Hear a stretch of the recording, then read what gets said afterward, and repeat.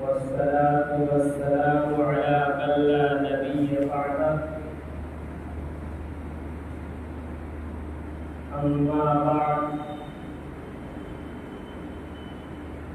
قال النبي صلى الله عليه وسلم كل بدعة ضلالة وكل ضلالة تهدي إلى النار أو كما قال عليه الصلاة والسلام. جو لوگ ادھر ادھر بیٹھے ہیں ادھر سامنے آ جائیں، ادھر کنارے جو لوگ بیٹھے ہیں ادھر سامنے تشریف لائیں، ادھر تشریف لائیں، ادھر سامنے آ جائیں بہتر ہوگا. باقی جو لوگ آئیں گے کنارے بیٹھنے جائیں گے، جو لوگ بھی پیچھے ہیں دیواروں کی طرف کو سامنے آ جائیں.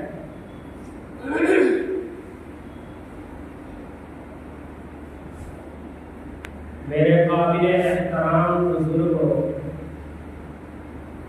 نوجوان بھائی، جیسا کہ یہ بات ہم اور آپ بخوبی طور سے جان رہے ہیں کہ یہ محرم الحرام کا مبارک مہینہ چل رہا ہے، اور آج محرم الحرام کی 9ویں تاریخ ہے، یعنی آج کی شام عاشورہ کی رات ہے. یہ محرم الحرام کا مہینہ بے شمار فضیلتوں اور برکتوں والا مہینہ ہے. جیسا کہ میں نے پچھلے جمعہ کو یہ بتایا بھی تھا کہ اسلامی تاریخ میں، اسلامی کیلنڈر میں محرم الحرام کو سال کا پہلا مہینہ جو متعین کیا گیا ہے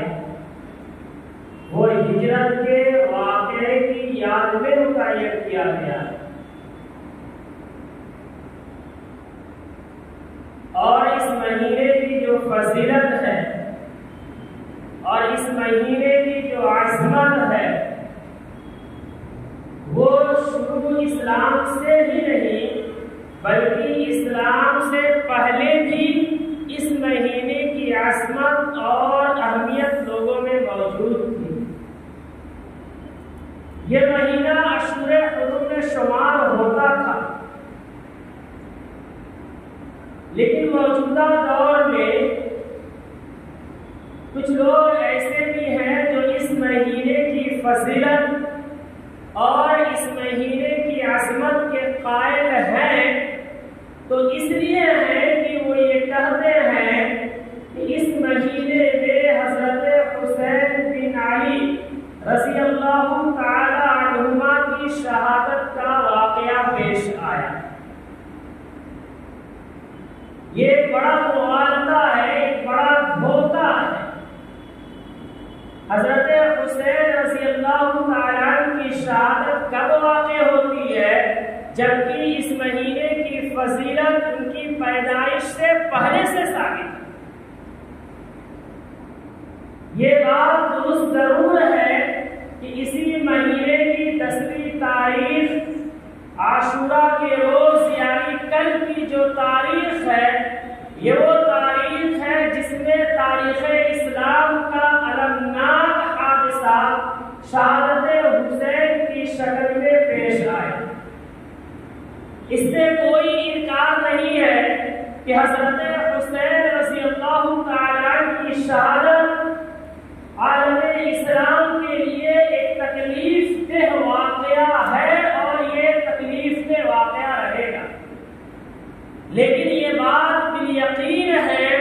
کہ حضرت حسین کی شہادت کی وجہ سے اس مہینے کی عظمت میں کوئی اضافہ نہیں ہوتا، یا اس مہینے کی عظمت حضرت حسین کی شہادت کی وجہ سے نہیں ثابت ہے. ہاں یہ ضرور ہے کہ حضرت حسین کے مقام و مرتبہ کی علامت اور پہچان یہ ہے کہ رب ذوالجلال والاکرام نے ان کو اگر جام شہادت پلایا بھی تو اس مہینے کے اندر وہ بھی عاشورہ کے روز یعنی 10 محرم الحرام کو پلایا. یہ ان کے مقام بلندی کی پہچان ہے، نہ ان کی وجہ سے اس مہینے کی عظمت ہے.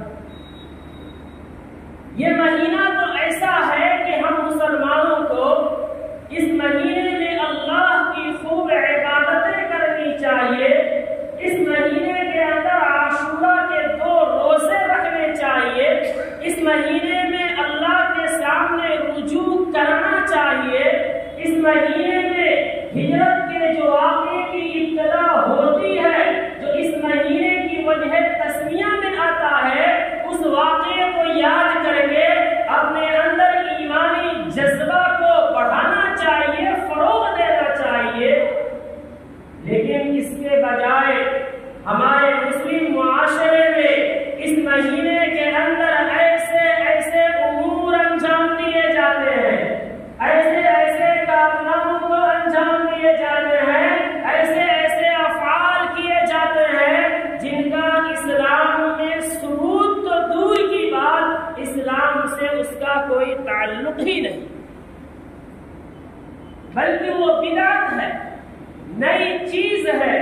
جو گمراہی کا ذریعہ ہے، جو جہنم میں ڈھکیلنے کا ذریعہ ہے. میں آپ کے سامنے اس مہینے کا جو عظیم واقعہ شہادت حسین ہے، میں مختصراً بیان کر کے پھر ان برائیوں کو بھی آپ کے سامنے بیان کرتا ہوں. حضرت حسین رضی اللہ تعالی عنہ جو نبی کریم صلی اللہ علیہ وسلم کے نواسے ہیں، حضرت فاطمہ رضی اللہ تعالی عنہ کے لختے جگر ہیں. امیر المؤمنین حضرت امیر معاویہ رضی اللہ تعالی عنہ کا جب وفات ہو گیا اور ان کی وفات کے بعد ان کا بیٹا یزید ابن امیر معاویہ تخت نشین ہوا، تو اس نے اسلامی تمام سرحدوں، تمام علاقوں میں اپنے نمائندوں کو خبر بھیجا، خطوط بھیجا کہ تمام لوگوں سے ہماری خلافت کی بیعت لی جائے. چنانچہ اس نے یہ پیغام والی مدینہ کے جو گورنر تھے ان کے پاس بھی بھیجا کہ مدینہ کے اندر جو صحابہ کرام ہیں، جو مدینہ کے لوگ ہیں، بالخصوص نواسے رسول حضرت حسین ہیں، اہل بیت ہیں، ان سے بھی میری خلافت کی بیعت لی جائے. چنانچہ مدینہ کے گورنر نے صحابہ کرام عبداللہ ابن عباس، عبداللہ ابن جعفر، حضرت حسین اور دوسرے جو صحابہ موجود تھے ان کو پیغام بھیجا، ان کو بلایا. ان میں سے کچھ صحابہ پہنچے، کچھ نے انکار کر دیا، لیکن جو وہاں گئے انہوں نے بھی یزید ابن امیر معاویہ کی خلافت کو تسلیم نہیں کیا. انہوں نے کہا کہ یزید ابن امیر معاویہ کا بیٹا ضرور ہے، لیکن وہ اسلامی سلطنت کا حکمراں اور اسلامی سلطنت کا مالک اور قائد بننے کے لائق نہیں. ادھر اہل کوفہ سے، بغداد سے، عراق کی سرزمین سے مسلسل خطوط حضرت حسین رضی اللہ تعالی عنہ کے پاس آنے لگے کہ آپ اس سرزمین کے سب سے بہتر شخص ہیں، امیر معاویہ کے بعد آپ ہی اس سلطنت کے حکمراں ہو سکتے ہیں، آپ ہی قائد ہو سکتے ہیں، آپ ہی بادشاہ ہو سکتے ہیں، آپ ہی ہماری دینی و دنیاوی راہ پر رہنما ہو سکتے ہیں. مسلسل خطوطوں کا سلسلہ تھا جو حضرت حسین کے پاس پہنچ رہا تھا. حضرت شاہ عبدالعزیز محدث دہلوی رحمۃ اللہ علیہ نے بیان فرمایا کہ 12,000 خطوط اہل کوفہ نے حضرت حسین کے پاس بھیجے تھے.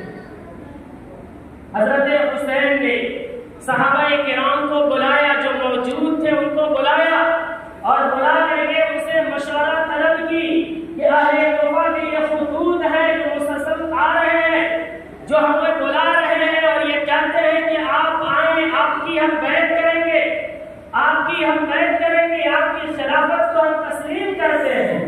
لیکن صحابہ کرام نے حضرت حسین کو کوفہ جانے سے منع کیا اور یہ کہا کہ کوفہ وہ سرزمین ہے جس نے ہمیشہ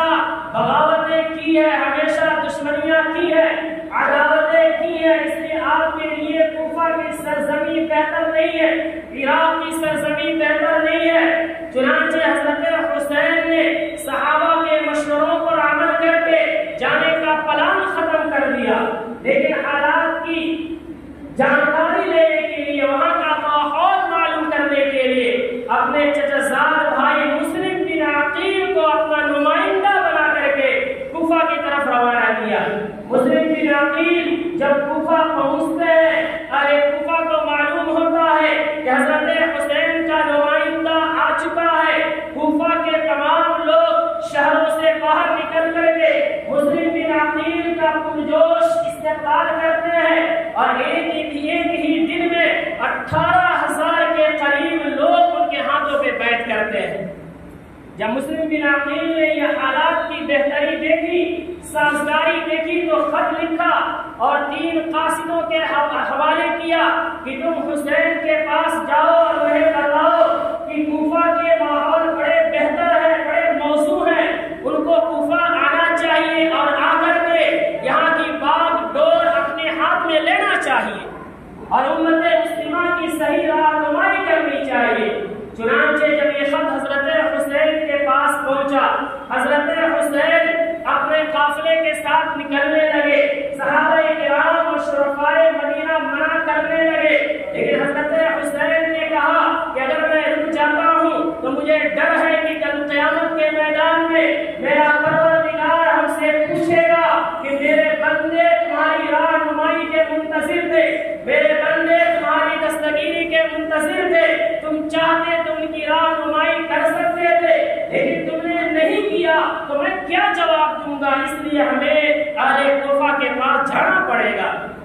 چنانچہ حضرت حسین وہاں سے نکلتے ہیں، یہاں لوگ مغالطہ دینے کی کوشش کرتے ہیں کہ حضرت حسین یزید ابن امیر معاویہ سے جنگ کے لیے نکلتے ہیں۔ جو لوگ ایسی باتیں کرتے ہیں وہ انتہائی سفاک قسم کے آدمی ہیں، انتہائی تاریخ کو خلط ملط کرنے والے لوگ ہیں، اس لیے کہ حضرت حسین جب کوفہ کی طرف جا رہے تھے تو اپنے خاندان کے چھوٹے بڑے بچے بچیوں عورتوں سب کو لے کے جا رہے تھے۔ یہ عقل میں آنے والی بات ہے ہی نہیں کہ ایک شخص جو جنگ کی تیاری میں جا رہا ہو، ایک شخص جو اس وقت کی طاقت سے ٹکرانے جا رہا ہو اور اپنے ساتھ بہادروں اور جنگجوؤں کو لے جانے کے بجائے بیوی اور بچوں کو لے جا رہا ہو اور معصوموں کو لے جا رہا ہو، یہ عقل میں بات آ ہی نہیں سکتی ہے۔ چنانچہ ان کا مقصد صرف یہ تھا کہ وہاں جا کر کے حالات معلوم کیا جائے اور امت مسلمہ کی صحیح رہنمائی کیا جائے۔ اس ارادے سے آپ آگے نکل گئے۔ ادھر یزید ابن امیر معاویہ کو معلوم چلا کہ کوفہ کے حالات بدل گئے ہیں، لوگ مسلم بن عقیل کے ہاتھوں پہ بیعت کر رہے ہیں اور یزید کی بیعت کا انکار کر رہے ہیں۔ تو یزید ابن امیر معاویہ نے کوفہ کا جو گورنر اس وقت تھے نعمان بن بشیر، ان کو معزول کیا اور اس وقت کا سفاک اور خوریز انسان عبید اللہ ابن زیاد کو وہاں کا گورنر بنا کر کے بھیجا۔ عبید اللہ ابن زیاد جب بصرہ اور کوفہ پہنچتا ہے، وہ مسجد کے پاس جمع ہوتا ہے اور اہل کوفہ کو آواز لگاتا ہے، کوفہ کی ہجوم وہاں پہنچتی ہے اور ان کے سامنے یہ عبید اللہ ابن زیاد انتہائی پرزور خطاب کرتا ہے اور اس میں کہتا ہے، دھمکی دیتا ہے کہ تم لوگ یزید کی بیعت کی خلاف ورزی کر رہے ہو، اگر تم اپنی جان کی امن اور شانتی چاہتے ہو تو تم یزید کے لیے بیعت کرو اور حسین کی مخالفت کرو۔ اس نے جب دھمکی دی تو کوفہ کے ہزاروں لوگ جو حضرت حسین کے پاس 12,000 خطوط بھیجے تھے، وہ کوفہ کے لوگ جو مسلم بن عقیل کو اپنے سروں کا تاج بنائے ہوئے تھے، انہوں نے بزدلی کا مظاہرہ کیا، نامردی کا مظاہرہ کیا اور پھر وہ یزید کے لیے بیعت کرنے لگے اور مسلم بن عقیل کو تنہا چھوڑ دیا۔ حالات ایسے پرخطر ہو گئے کہ وہ کوفہ کی سرزمین مسلم بن عقیل کے لیے تنگ ہو گئی. مسلم بن عقیل کو رہنے کے لیے کوئی جگہ میسر نہیں ہوئی. پورے کوفہ کے اندر ایک واحد شخص تھا، ہانی ابن عروہ، جس نے اپنے گھر پہ ان کو قیام کرایا، جس کا انجام یہ ہوا کہ عبید اللہ ابن زیاد نے اپنے سپاہیوں کو بھیج کر کے مسلم بن عقیل اور ہانی ابن عروہ کو شہید کر دیا. جب اس کی شہادت کی خبر گردش کرنے لگی، مسلم بن عقیل کو شہید کر دیا گیا. راستے میں حضرت حسین کو خبر ملتی ہے. حضرت حسین اپنے قافلہ کو جمع کرتے ہیں اور ان سے خطاب کر کے کہتے ہیں کہ کوفہ کی سرزمین بہتر نہیں ہے، اس لیے جو میرا ساتھ چھوڑ کر کے مدینہ واپس ہونا چاہے وہ مدینہ واپس ہو جائے، لیکن میں واپس نہیں ہوں گا، میں کوفہ جانے رہوں گا اور وہاں میں دیکھوں گا کہ حالات کیا ہے. چنانچہ پھر حضرت حسین آگے بڑھے اور پھر اس وادی میں پہنچے جس کو تاریخ نے کربلا کی وادی کے نام سے یاد کیا ہے، جس کے بارے میں بعض روایتوں میں آتا ہے کہ اللہ کے رسول صلی اللہ علیہ وسلم نے خواب میں اپنے نواسے حسین رضی اللہ تعالی عنہ کو بتایا تھا کہ تمہیں ایک سرخ ریتیلی والی زمین پہ شہید کر دیا جائے گا. اور کربلا کی وادی تھی جو اس بات کی مثال بن رہی تھی. بعد حضرت حسین وہاں پہنچ گئے. عبید اللہ ابن زیاد کی طرف سے قافلے آتے گئے، ان کے راستے تنگ کیا جانے لگا. نوبت یہاں تک پہنچی کہ حضرت حسین اور ان کے گھر والوں کے لیے پانی بھی بند کر دیا گیا. حضرت حسین نے تمام یزیدیوں کو جمع کر کے، اس کی فوج کو جمع کر کے ان کے سامنے خطاب کیا اور بتایا کہ میں یہاں خود سے آیا نہیں ہوں، میں لڑنے کے لیے نہیں آیا ہوں، میں 3 شرطیں تمہارے پاس رکھتا ہوں، میری ان 3 شرطوں میں کوئی تو قبول کر لو. انہوں نے کہا کہ یا تو مجھے واپس مدینہ جانے دو یا پھر ہمارا راستہ چھوڑ دو، ہم یزید کے پاس جا کر کے 2 ہاتھ کر لیتے ہیں، یا پھر ہمیں چھوڑ دو کہ ہم اسلامی سرحد پہ چلے جاتے ہیں اور وہاں اپنی جان کا نذرانہ اسلام کی حفاظت میں دے دیں گے. لیکن جو ادھر سے قافلہ آیا تھا، جو ادھر سے فوج آیا تھا، عبید اللہ ابن زیاد نے بالخصوص ایک شخص کو بھیجا تھا، شمر بن ذل جوشن نامی یہ شخص، تاریخ کا یہ نامرد وہ شخص ہے جس نے حسین رضی اللہ تعالیٰ عنہ کی 3 شرطوں کا انکار کیا اور اس نے کہا کہ 2 ہی راستے ہیں، یا تو آپ عبید اللہ ابن زیاد کے ہاتھ پر بیعت کریں یا پھر آپ جنگ کرنے کے لیے تیار ہو جائے. حضرت حسین نے کہا کہ جب میں یزید کے لیے بیعت نہیں کر سکتا تو اس کا یہ ناپاک چہرہ عبید اللہ ابن زیاد کے ہاتھوں پہ میں بیعت کیسے کر سکتا، جس کو میں نہ اہل سمجھتا ہوں، نہ ہنجار سمجھتا ہوں، نہ قابل سمجھتا ہوں، میں اسے اپنا امیر کیسے تسلیم کر سکتا. چنانچہ شمر ذل جوشن نے وہ ناپاک منصوبے بنائے اور 9 محرم الحرام آج ہی کا وہ دن تھا کہ اس نے جنگ کی تیاریاں شروع کر دی. حضرت حسین نے کہا کہ ایک رات ہمیں موقع دے دو، ہم اپنے بچوں کو وصیتیں کر دے، نصیحتیں کر دے، اللہ کے سامنے رات میں توبہ و استغفار کر لے تاکہ کل جب لڑائی ہو اور ہم شہید ہوں تو اللہ کے سامنے سرخ روح ہو کے جائے. چنانچہ اس وقت نے اتنی باتیں مان لی. لیکن جب 10 محرم الحرام کی صبح ہوتی ہے، فجر کی نماز پڑھ کے حضرت حسین فارغ ہوتے ہیں، جب باہر نکلتے ہیں تو دشمنوں کی قطاریں بڑھی ہوئی تھی اور وہ جنگ کے لیے تیار تھے. مجبوراً حضرت حسین بھی جنگ کی اجازت دیتے ہیں. 10 محرم الحرام کو جنگ شروع ہوتی ہے، لڑائی شروع ہوتی ہے. میں کہنا چاہتا ہوں جو لوگ شہادت حسین کے نام پہ ڈھنڈورے پیٹتے ہیں، میں ان کو بتانا چاہتا ہوں جو 10 محرم الحرام کو حسین کی شہادت کے نام پہ غیر شرعی خرافات کرتے ہیں، وہ ذرا کان کھول کر کے حضرت حسین کے ان اسباب کو یاد کرے جو انہوں نے میدان جنگ میں اپنی پوری انسانیت کو دیا تھا، جو تمام مسلمانوں کو پیغام دیا تھا. لڑائیاں شروع ہو گئی. لڑائی ہوتے ہوتے ظہر کا وقت آتا ہے، حضرت حسین کھڑے ہو کے دشمنوں سے کہتے ہیں کہ تم ہمیں ظہر کی 2 رکعت پڑھنے کے لیے مہلت دو. لیکن دشمن اتنا بھی سمے نہیں دیتے ہیں. لیکن آپ صلاۃ الخوف کی طور پہ اپنی 2 رکعت نماز تلوار کی جھنکار میں، نیزوں کی برسات میں دشمنوں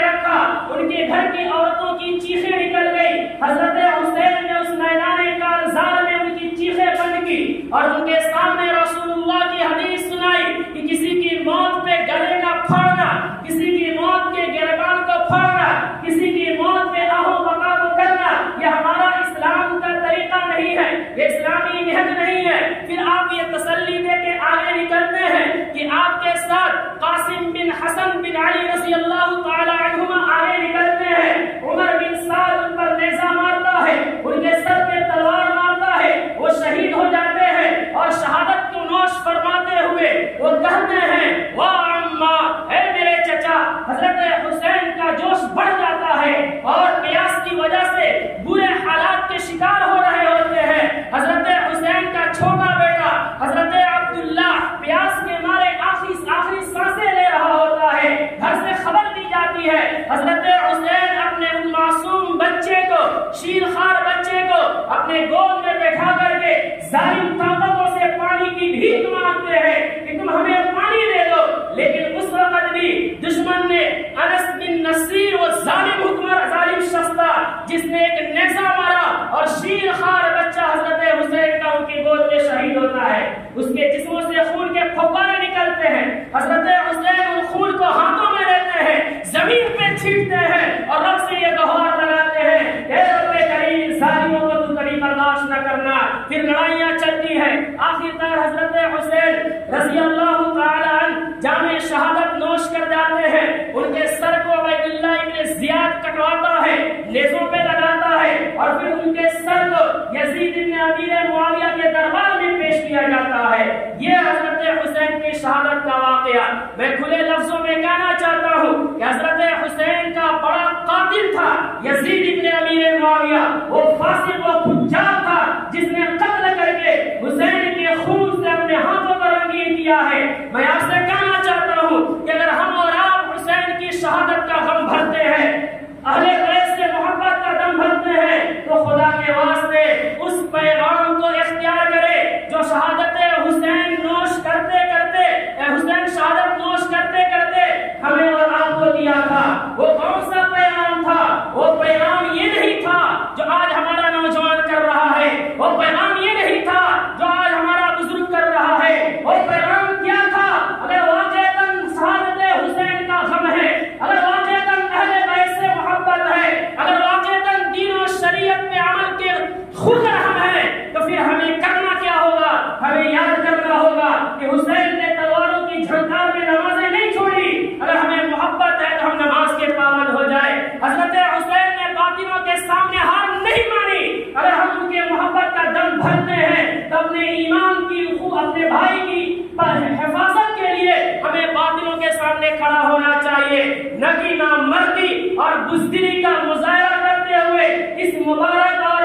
بابرکت مہینے میں ڈھول اور تاشے کرنے چاہیے، اس مبارک مہینے میں جلوس نکالنا چاہیے، اس مبارک مہینے میں تعزیہ بنانا چاہیے، اس مبارک مہینے میں کھچڑے بنانا چاہیے، اس مبارک مہینے میں ڈیجوں کی آوازیں اتنی تیز کرنی چاہیے جس سے بے حیائی اور بے غیرتی کا مظاہرہ ہو۔ میں آپ سے پوچھنا چاہتا ہوں کہ کیسا شہادت حسین کا غم ہے ہمیں، کیسی محبت حسین ہے ہمارے، کہ جس دن میں ہمارے نبی کا نواسہ شہید ہوتا ہے، جو اپنے خون کا نذرانہ پیش کرتا ہے اور قیامت تک آنے والی انسانیت کو یہ پیغام دیتا ہے کہ سب سے بڑا خالق ہمارا رب ہے، سب سے بڑا قانون ہمارا خدا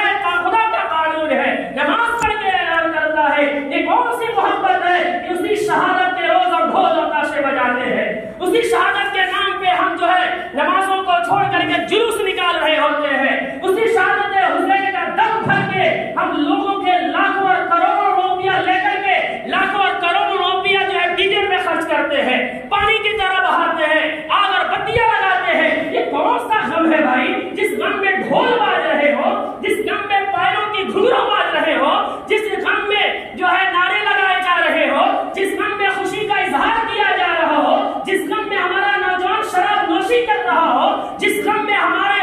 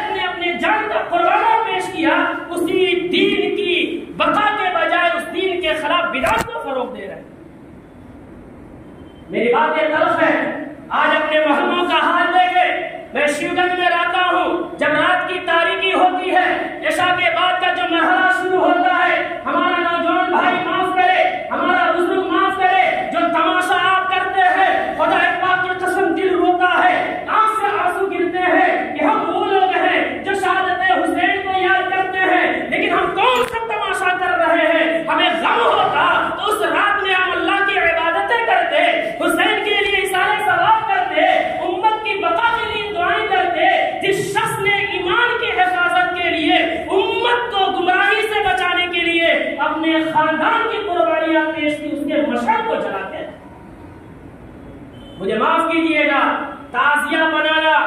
ताजिया में पैसे देना, जुलूस निकालना, जुलूस में पैसे देना,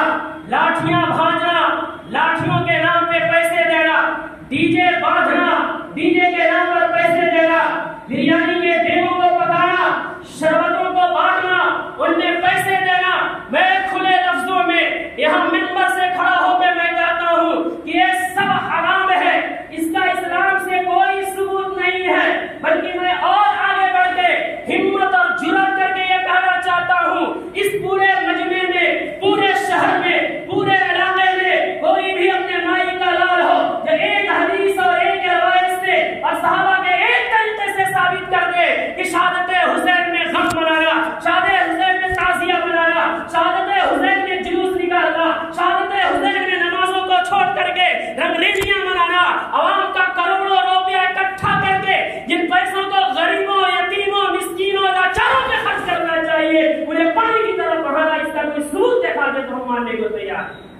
बल्कि मानने को नहीं, सैकड़ों तलवार को लेकर हम पहले जुलूस लेके निकलने के लिए तैयार है। लेकिन मैं कह सकता हूँ कि कोई दिखा नहीं सकता है, इसलिए कि इसका इस्लाम में सबूत नहीं है। ये हमारे शियों का तरीका है, राफिजों का तरीका है, जिनकी नस्लों ने हुसैन को शहीद किया था, जिनकी नस्लों ने हुसैन के सीने को जख्मी किया था, जिनके नस्लों ने उनके सरों को काट करके नेज़ों पे लटकाया था। ये अहले सुन्नत वल जमात जो अल्लाह और उसके रसूल और सहाबा को मानते हैं, उनका तरीका नहीं हो सकता। लोग कहते हैं इससे इस्लाम का रोक कायम होगा, अकल में पर्दे पड़ गए हैं,